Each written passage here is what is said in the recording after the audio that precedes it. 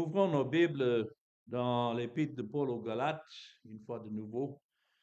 Nous allons reprendre notre étude à partir de Galates chapitre 3. Et mon texte, c'est du verset 15 jusqu'au verset 22. Et je voudrais vous parler de la promesse de Dieu pour le salut.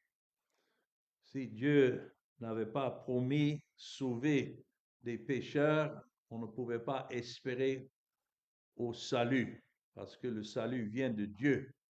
Ça, c'est clair lorsque nous lisons la Bible. Et cela remonte jusqu'à Abraham. C'est ce que nous sommes en train de voir lorsque Dieu a promis à Abraham une postérité par laquelle toutes les nations de la terre seraient bénies. Il ne parlait pas d'une postérité physique. Il y a beaucoup qui lisent cela dans le sens qu'il faut maintenant soutenir ceux qui sont d'Israël, qui sont les descendants naturels, parce que c'est là où est la promesse de Dieu, selon eux. Tout en soutenant Israël, nous serons bénis. C'est comme ça ils croient. Mais nous sommes en train de voir que la postérité que Dieu a promise à Abraham ne s'agissait pas des descendants physiques seulement, mais comme nous allons voir dans ce passage, cette postérité concernait Christ. Et comme ça, nous devons comprendre, c'est en Christ que toutes les nations de la terre seront bénies, c'est-à-dire ceux que Dieu lui-même a promis sauver à travers l'œuvre de son Fils. L'alliance que Dieu a faite avec Abraham n'a pas été annulée par la remise de la loi à Moïse. Nous savons que lorsque Christ est venu, il a accompli la loi. Donc, nous ne sommes plus sous la loi, mais la promesse de Dieu à Abraham n'a jamais été annulée. Ça continue aujourd'hui. Cette promesse dure aujourd'hui.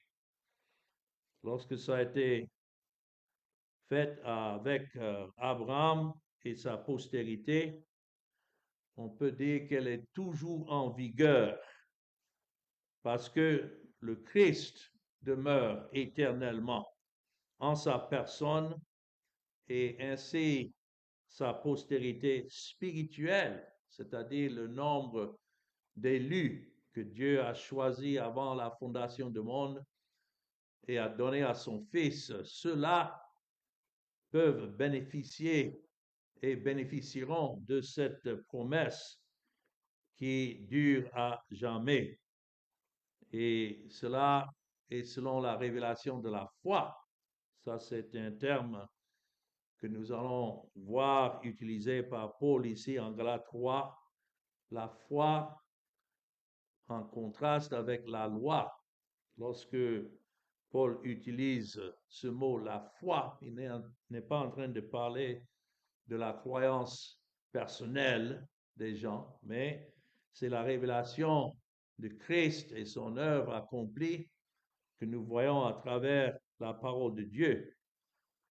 C'est par là que nous apprenons la différence entre les promesses en Abraham et on peut dire les promesses de la loi de Moïse, parce qu'il y a des promesses dans la loi. Le problème, c'est que personne ne pouvait observer parfaitement la loi. C'est pourquoi la loi ne peut pas sauver. Mais les promesses à Abraham sont sûres et certaines parce que c'est Christ qui est venu et c'est en Christ que ceux que à qui Dieu a promis le salut sont maintenant greffés en lui. Et son œuvre accomplie à la croix, imputée à leur compte, voilà ce qui est l'assurance du salut. Ce n'est pas dans l'homme, mais c'est dans Christ.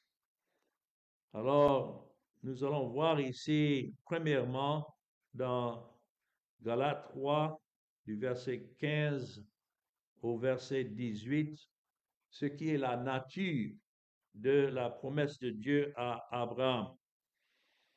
Nous avons ici une alliance inchangeable de Dieu avec Abraham. Lisons Galates 3 et le verset 15. C'est écrit, frères, je parle à la manière des hommes.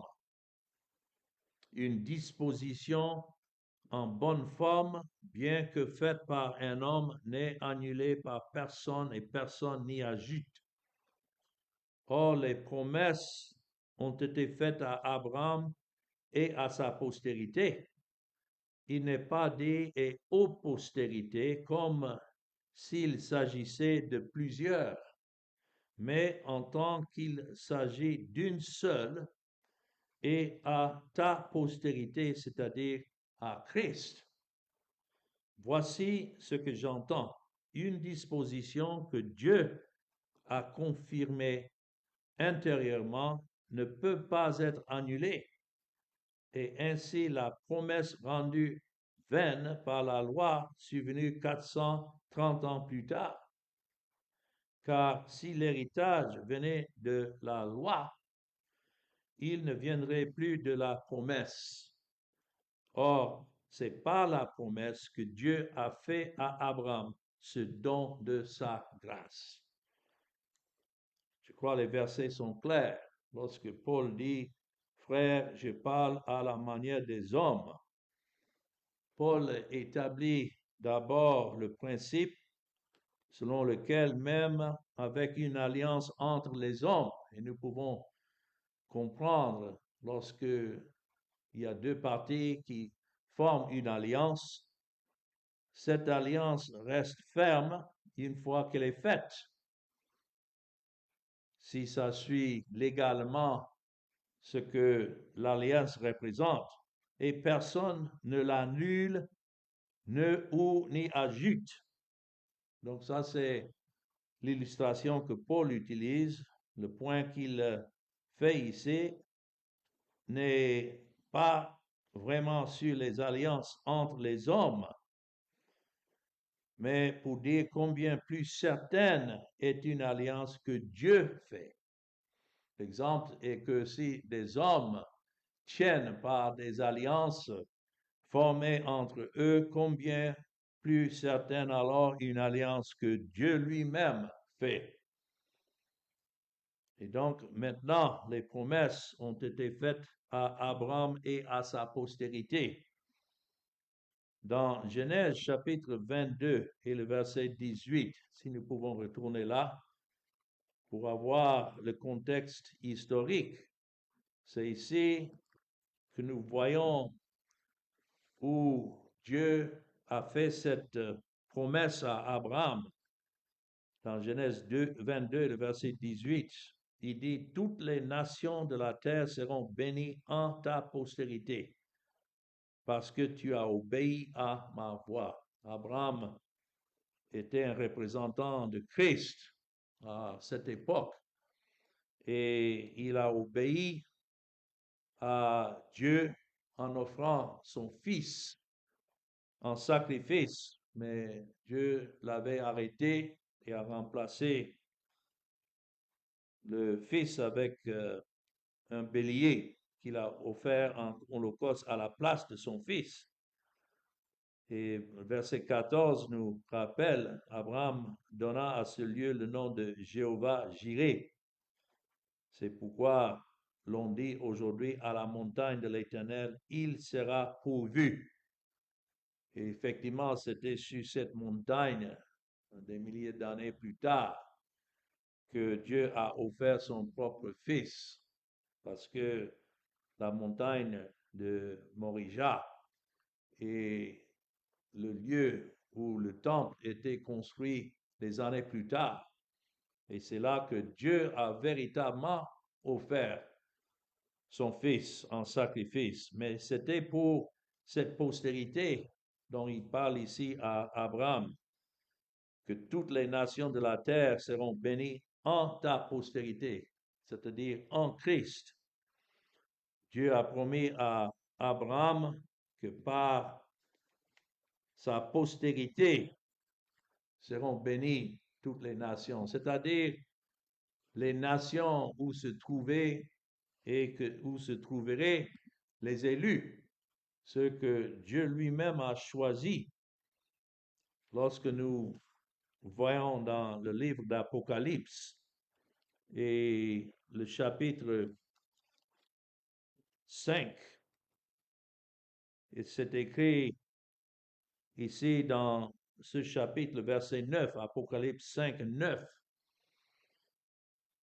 il chantait un cantique nouveau en disant, tu es digne de prendre le livre et d'en ouvrir les sceaux. Et ce livre représente le livre des décrets de Dieu, tout ce qu'il a décrété qui devait se passer dans le temps, dans l'histoire, et qui se passera. Tout cela est déjà prédéterminé. Tel est le Dieu souverain de la Bible. Mais ici, il s'agit de Christ qui est digne de prendre le livre et d'en ouvrir les sceaux, car tu as été immolé et tu as racheté pour Dieu par ton sang des hommes, notons, de toute tribu, de toute langue et de tout peuple et de toute nation. Donc c'est dans ce sens-là que Dieu a promis cette postérité à Abraham. Et Paul ici, revenant dans mon texte en Galates chapitre 3, et le verset 16, il observe que le singulier pour postérité est utilisé. Les mots importent, donc non pas le pluriel. Ici, donc, le point est clair. Et à ta postérité, et puis il le dit bien dans le verset 16, qui est Christ? Donc, nous ne devons pas douter de l'interprétation. Dieu fait référence à un descendant spécifique d'Abraham, pas à tous les descendants en général. C'est pourquoi nous ne sommes pas de ceux qui pensent qu'il faut soutenir tous les descendants d'Abraham. Si tel était le cas, il faut dire que même les Arabes sont des descendants d'Abraham, fils d'Ismaël. Mais nous savons que ce n'est pas dans ce sens que Dieu promet sa bénédiction. Et puis, encore, il fait distinction entre la loi et ce que révèle la foi. La foi signifie la révélation de Christ. Et ça fait une distinction. Et ici, il est clair dans le verset 18, si l'héritage vient de la loi, donc il ne vient plus de la promesse. On ne peut pas tenir les deux pour dire une partie de la loi, une partie de cette promesse qui est en Christ. Mais Dieu l'a accordé à Abraham par la promesse. Si l'héritage offert à Abraham était basé sur la loi, il pourrait ne pas être permanent pour plusieurs raisons, parce que nul ne peut observer parfaitement la loi. Et deuxièmement, la Bible nous dit que Christ a déjà accompli cette loi. Et donc la loi n'est plus exigée dans ses activités pour ceux qui sont des enfants de la promesse. Mais même si une partie dépendait de la loi et une partie de la promesse, donc en cela, on ne pouvait pas avoir l'assurance du salut. C'est comme si on dit que ce que Christ a accompli, en fait, n'a rien accompli parce que il faut retourner sous la loi et se soumettre à la loi. Mais c'est clair ici que l'héritage est offert sur la base de la promesse de Dieu. Et donc, elle est sûre. Ça ne dépend pas de nous en tant qu'hommes, mais ça dépendait de Christ. qui devait venir et qui devait accomplir. C'est pourquoi nous allons voir ça dans Galates chapitre 4. Mais le verset 4, lorsque les temps ont été accomplis, Dieu a envoyé son Fils, né d'une femme, notons, né sous la loi, afin qu'il racheta ceux qui étaient sous la loi, afin que nous ressuscitions l'adoption. Et encore, dans Galates chapitre 2 et le verset 21 que nous avons déjà vu, je ne rejette pas la grâce de Dieu, car si la justice s'obtient par la loi, Christ est donc mort en vain. C'est pourquoi nous ne devons pas mélanger les pédales pour dire, oui, une partie, c'est la foi, c'est ce que Christ a accompli, mais l'autre côté, il faut que l'homme aussi ajoute son obéissance personnelle. C'est comme ça que c'est souvent prêché, mais ça, ce n'est pas l'évangile. Dieu l'a accordé à Abraham par la promesse. Le mot donné ici est l'ancien mot grec qui est basé sur un mot que nous pouvons peut-être comprendre, charis. On parle des charismatiques, charis. C'est ce mot grâce qui est utilisé dans le verset 18, que Dieu a fait à Abraham ce don de sa grâce. Le don de Dieu à Abraham était le don gratuit de la grâce. Peut-être qu'on pouvait dire, oui, mais qui dit grâce, qui dit don, mais les gens sont durs d'entendement. C'est pourquoi il faut préciser, ce don est gratuit, c'est ce qu'on suppose avec un don, sans condition exigée de l'homme, et c'est de la grâce, cette grâce de Dieu en Jésus-Christ. Et c'est intéressant aussi que c'est autant parfait dans le grec, montrant que le don est permanent. Le temps parfait dans la langue grecque signifie que ça a débuté à un certain point et puis ça continue sans arrêt. Et cela a débuté en Christ et ça continue sans arrêt en Christ. Telle est la grâce de Dieu. Maintenant, le deuxième point que je voudrais relever dans notre texte se trouve dans les versets 19 à 21. Et ici, nous voyons le contraste entre la loi de Dieu et de l'autre côté, les promesses de Dieu à Abraham. Ça continue. Le but de la loi nous aide à comprendre, en fin de compte, la liberté par rapport à la foi. Sous la loi, il n'y avait jamais de liberté parce que la loi exigeait une perfection que l'homme ne pouvait pas accomplir. Donc, il n'y avait jamais de liberté sous la loi. Mais maintenant que Christ est venu et que Christ a accompli toutes les exigences de la loi à l'égard de son peuple, oh, quelle liberté que nous avons.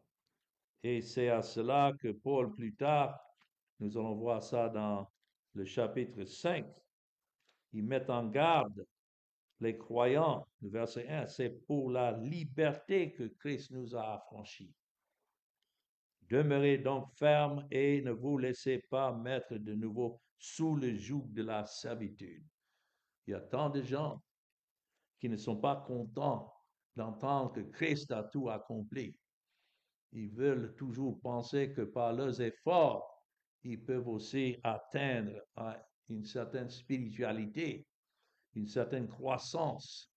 Et ils vont essayer de prendre ceux qui vivent dans cette liberté qui en Christ les mettent encore sous le joug de la loi. Les légalistes qui ne sont jamais satisfaits. Il faut toujours mettre des gens à l'œuvre et toujours demander des efforts comme si une partie de leur obéissance à la loi était exigée. Mais Paul est en train de nous montrer que non, nous devons nous jouir de la liberté que Christ a gagné à l'égard de son peuple. Lisons dans le verset 19. On peut se demander pourquoi donc la loi? Elle a été donnée ensuite à cause des transgressions jusqu'à ce que vint la postérité à qui la promesse avait été faite. Donc, dans cela, nous voyons que même la loi a été donnée simplement pour un temps. Vous voyez le mot jusqu'à ce que vint la postérité, ça c'est Christ, à qui la promesse avait été faite. Elle a été promulguée par des anges au moyen d'un médiateur. Or, le médiateur n'est pas un médiateur d'un seul, tandis que Dieu est un seul. La loi est-elle donc contre les promesses de Dieu? Loin de là. S'il eût été donné une loi qui pût procurer la vie, la justice viendrait réellement de la loi. Alors, lorsqu'on dit que les promesses de Dieu par la grâce, c'est ça qui est le salut du peuple de Dieu, ça fait poser donc cette question. Quel est donc le but de la loi? Pourquoi est-ce que la loi a été donnée? Et ici, Paul répond clairement, elle a été ajoutée à cause des transgressions. Une partie de la raison pour laquelle la loi a été donnée était de restreindre la transgression des hommes. Les hommes sont des transgresseurs depuis Adam, mais plus la postérité d'Adam se multipliait, plus les transgressions se multipliaient. Et donc, quand c'est écrit ici dans le verset 19, elle a été donnée ensuite à cause des transgressions. C'est pourquoi Dieu a donné cette loi pour établir des bases légales pour traiter des situations qui venaient à cause des transgressions des hommes. Et je dirais que la loi a été donnée pour ces deux raisons. Numéro un, pour révéler clairement la sainteté de Dieu. Dieu est saint et il ne peut pas tolérer le péché. Donc, la loi révèle sa sainteté. Et c'est pourquoi lorsqu'on retourne dans l'Ancien Testament et nous voyons les exigences de la loi, nous voyons combien Dieu est saint. Mais deuxièmement, ça a été donné aussi pour démontrer la dépravation de l'homme, jusqu'à quel point l'homme est pécheur. Et donc, tout cela pour empêcher des hommes de faire confiance à leurs efforts ou bien à leur obéissance personnelle, mais de les restreindre, si on peut le dire ainsi, leur rébellion et leur transgression, jusqu'à ce que Christ soit venu. Et c'est pourquoi il devait venir, parce que en obéissant à cette loi, cela a enlevé la condamnation qui était même sur les élus de Dieu. Et c'est en lui maintenant et dans son œuvre que Dieu a donc justifié une fois pour toutes ceux pour qui Christ est venu. C'est pourquoi c'est important de lire cela lorsque c'est écrit jusqu'à ce que vint la postérité à qui la promesse avait été faite.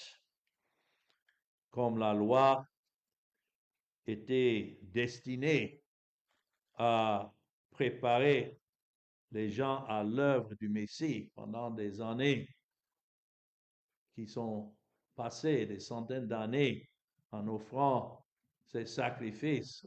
Rien dans cela ne pouvait ôter le péché, mais ça préparait le chemin pour Christ de venir. Et donc, ça a été donné jusqu'à ce que cette postérité, Jésus, vienne. Ce n'est pas que la loi de Moïse était donc révoquée, parce que nous avons toujours ça dans nos Écritures. Christ n'est pas venu pour simplement mettre cette loi de côté. Mais quand Jésus est venu, il a dit qu'il est venu pour accomplir la loi et pas pour détruire. Les pharisiens, si vous voyez dans Matthieu chapitre 5 et le verset 17, ils accusaient le Seigneur d'avoir mis de côté la loi, mais c'est parce que Christ ne suivait pas leurs interprétations de la loi. Mais ici, dans Matthieu 5 et le verset 17, il dit clairement, ne croyez pas que je sois venu pour abolir la loi ou les prophètes. Je suis venu non pour abolir, mais pour accomplir. Et il le dit, car je vous le dis en vérité, tant que le ciel et la terre ne passeront point, il ne disparaîtra pas de la loi une seule iota ou un seul trait de lettre jusqu'à ce que tout soit arrivé. Maintenant, on peut poser la question, est-ce que tout est maintenant accompli? Et la réponse est claire, oui. Christ, à travers sa vie, a obéi non seulement à la lettre de la loi, mais jusqu'à l'esprit de la loi. Et a payé la peine de la loi par sa mort. C'est en cela que la loi a été accomplie. Et donc, n'est plus le fondement pour ceux qui veulent s'approcher de Dieu aujourd'hui. Si quelqu'un veut tenir la loi pour dire c'est par la loi qu'il va s'approcher de Dieu, donc il se condamne déjà. Il y en a qui pensent ça. Oh, même si les autres ont échoué, je vais prendre à partir d'aujourd'hui le plan et le but de ne plus jamais pécher et d'obéir à la loi en tout ce que la loi exige. Quelqu'un qui raisonne comme ça a déjà échoué. Parce que même si quelqu'un pouvait, à partir de maintenant, aller en avant, obéir à cette loi, la loi condamne déjà tout ce qui est passé. C'est pourquoi c'est écrit que si un homme obéit à toute la loi, sauf en un seul point, donc il est maudit par toute la loi à cause de ce seul point. Mais nous savons que la loi, lorsque nous revenons ici dans mon texte, tout était provisoire en ce qui concerne cette loi. C'était écrit là qu'il a été désigné par l'intermédiaire des anges. Revenons dans notre texte dans Galates chapitre 3. Et par la main d'un médiateur, dans le verset 19. Alors, selon ce que nous lisons, la loi a été remise à Moïse sur le mont Sinaï par les mains des anges. Les anges étaient les intermédiaires. Souvent, on peut se poser, mais comment est-ce que Dieu communiquait avec Moïse lorsqu'il était sur la montagne de Sion, ou de Sinaï plutôt? C'est ici prescrit, c'était par les anges, comme Dieu envoie des messagers à travers l'histoire, les anges servent les propos de Dieu. C'est clairement ici que les anges étaient les intermédiaires. Et c'est par ces anges que Moïse donc a reçu la loi de Dieu. Il y avait parfois où Dieu pouvait parler directement à Moïse, mais ici, c'est au fur et à mesure que Dieu révélait à Moïse sa parole, et cela par l'intermédiaire des anges. C'est pour ça que lorsque Moïse a demandé de voir la gloire de Dieu, que Dieu a répondu que l'homme ne peut pas voir Dieu en face et vivre. Donc les anges qui sont des anges saints, servaient d'intermédiaires entre Dieu et Moïse. Aujourd'hui, nous n'avons plus besoin de ces anges comme médiateurs parce que Christ est le seul médiateur. Christ est venu. Et c'est par lui que nous sommes appelés à s'approcher du trône de la grâce pour avoir grâce lorsqu'il en a besoin. Et ça, c'est toujours. Mais le médiateur n'agit pas pour une seule partie. Souvent, quand on imagine un médiateur, il y a deux parties. Mais ici, c'est écrit Dieu est un. Moïse avait besoin d'un médiateur entre lui et Dieu, mais nous n'avons pas besoin d'un médiateur entre nous et Jésus. Il est notre médiateur. Donc, la loi était un accord à deux parties, apporté par des médiateurs, mais le salut en Jésus est par un seul. C'est de ça qu'il parle lorsqu'il dit, tandis que Dieu est un. C'est-à-dire l'alliance que Dieu a faite avec son Fils, le Seigneur Jésus-Christ, était entre le Père et le Fils, et non pas entre le Père et les hommes par l'intermédiaire de Jésus. Non, les noms de ceux que Dieu a élus sont déjà inscrits dans le livre de vie et l'alliance établie a été établie entre Dieu le Père et Dieu le Fils. Et les élus ne sont que des bénéficiaires de cette alliance. C'est pourquoi c'est écrit, tandis que Dieu est un. Et le salut en Jésus est reçu selon cette promesse que c'est Dieu qui a tout accompli par son Fils, le Seigneur Jésus-Christ. La pensée générale semble être que la promesse doit être considérée comme supérieure à la loi, parce que la loi est double. La loi a été médiée, et cela signifie que l'homme en faisait partie. Mais la promesse, en revanche, est unilatérale. L'homme n'y participe pas. Tout était conditionné sur Christ et Christ seul. Et c'est pourquoi le verset 21 maintenant, Paul pose ces questions. Et je remercie le Seigneur de la manière que Dieu a dirigé l'apôtre Paul d'anticiper des problèmes de pensée ou même des objections des hommes. Et ici, donc, dans le verset 21, il pose cette question. La loi est-elle donc contraire aux promesses de Dieu? On pouvait peut-être l'imaginer, mais voyez sa réponse. Loin de là. Certainement pas.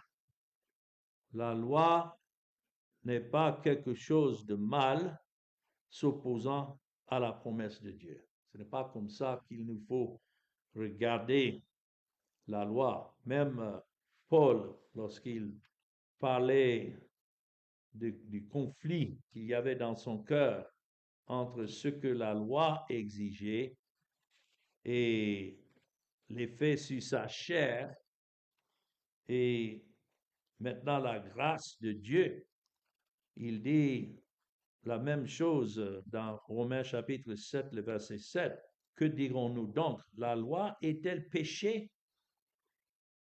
Loin de là, mais je n'ai connu le péché que par la loi, car je n'aurais pas connu la convoitise si la loi n'eût dit tu ne convoiteras point. Et le péché saisissant l'occasion produisait en moi par le commandement toutes sortes de convoitises, car sous la loi le péché est mort. Je compare ça à un docteur qui prend la lumière pour jeter la lumière sur une plaie quelconque. Est-ce que le fait que la lumière expose davantage la plaie que maintenant c'est la lumière qui est en défaut? Non, loin de là. c'est utilisé pour exposer davantage la maladie. Et c'est comme ça la loi fait dans nos cœurs, exposer en nous ce qui est péché. Mais le problème n'est pas avec la loi, mais ça réside plutôt dans son incapacité de donner de la force à ceux qui désirent la respecter. La loi ne peut pas nous donner ce qui est nécessaire pour l'obéir. Tout ce que ça peut faire, c'est de nous condamner. Si la loi pouvait donner la vie, c'est comme ça, le verset 21 continue, alors elle aurait pu apporter aussi la justice. Mais la loi de Moïse ne donne pas la vie, ne pouvait pas donner la vie. Ça, c'est évident. Tous ceux qui étaient sous la loi ont péri sous la loi. Et la seule condition pour ceux qui étaient sauvés était que Christ devait venir lorsque les temps devaient être accomplis et Christ devait achever cette loi à leur égard. Tous ceux dans l'Ancien Testament qui sont morts, qui étaient les objets de la grâce de Dieu, sont allés au séjour des morts, à Sheol. Et c'est là que leurs âmes attendaient le jour où Christ est venu. Et lorsque Christ est mort, il a passé 3 jours et 3 nuits au sein de la terre. Et lui-même, il est allé au séjour des morts pour annoncer sa victoire, mais aussi de dire à ceux qui étaient là, comme Moïse et comme Job, comme Josué, David, autres, que le moment était venu maintenant pour Christ de les prendre de là, prendre leur âme de là et les conduire au ciel. Et lorsque Christ est monté au ciel, c'est là qu'il a porté avec lui tous ceux qui étaient morts en attendant sa venue et pour qui Dieu a fait grâce. C'est après sa mort accomplie pour eux qu'ils sont ensemble montés au ciel. Cela est bien détaillé dans Éphésiens chapitre 2, qui est une étude pour une autre fois. Mais la loi ne pouvait pas donner la vie. Elle énonçait simplement le commandement et nous dit de la respecter et nous dit les conséquences si nous enfreignons le commandement. Et les conséquences devraient être toujours la mort. Mais c'est pourquoi Christ est venu. Maintenant, dans un troisième point, surtout dans le verset 22, nous venons de voir une comparaison entre la loi et la grâce et l'œuvre de Christ. Ici, dans le verset 22, nous voyons que c'est seulement la promesse de Dieu en Jésus-Christ qui sauve. Et l'image qui nous est donnée ici, c'est de notre emprisonnement sous le péché. Comme je viens d'expliquer, ceux qui sont morts avant l'arrivée de Christ étaient gardés dans le séjour des morts. C'est comme une prison en attendant que Christ accomplisse leur salut et puis ils soient libérés. C'est écrit, verset 22, mais l'Écriture a tout renfermé sous le péché, afin que ce qui avait été promis fût donné par la foi en Jésus-Christ à ceux qui croient. C'est là que nous allons tracer une ligne et revoir les versets 23 jusqu'à la fin du chapitre la prochaine fois. Mais notons, pour conclure, l'Écriture a enfermé tout le monde sous le péché. Ici, Paul peint une image de l'emprisonnement et les barreaux de la cellule sont le péché. Et maintenant, on ferme ceux qui sont pécheurs. Cela comprend tout le monde parce que nul n'est né dans ce monde, fils d'Adam, qui n'est pas né pécheur. Donc l'Écriture déclare que cela est une prison et ça souligne aussi notre condition pécheresse. Ainsi, nous sommes assis, emprisonnés par le péché. Et la loi ne peut pas nous aider. La loi, c'est ça qui nous a mis en prison, ça nous condamne. C'est la loi qui nous a mis en prison. C'est ainsi que nous voyons que le péché ici est personnifié comme un geôlier, gardant les pécheurs sous son contrôle pour qu'ils ne puissent pas s'échapper. Cela devait continuer. C'est pourquoi c'était nécessaire que Christ vienne. Et c'est de cela qu'il parle à la fin de ce verset, afin que la promesse fût donnée par la foi en Jésus-Christ. Ça, ce n'est pas une croyance personnelle, mais lorsque ça dit par la foi en Jésus-Christ, c'est la foi qui concerne Jésus-Christ, sa personne et son œuvre. Et c'est ainsi que la liberté est donnée, parce que c'est lui seul qui a accompli la promesse. Et ensuite, ceux qui étaient renfermés sous le péché, puisque Christ a tout porté à leur égard, il ne reste plus que la liberté. Oh, quelle liberté glorieuse qui demande, qui exige aux geôliers la loi de relâcher ceux pour qui Christ est mort. C'est pourquoi si Christ était mort pour tous les êtres humains, donc tous seraient libérés. Parce que toutes les exigences de la loi, Christ a accompli. C'est lui qui a accompli cette promesse. Mais ce n'est pas pour tous les êtres humains. Et encore, c'est Dieu qui décide, qui a déterminé cela. En Jean 17, Christ, en priant à son Père, n'a pas demandé la liberté pour tous les êtres humains. C'est même dit là en Jean 17 et le verset 9 qu'il ne prie pas pour le monde, mais pour ceux que le Père lui a donnés.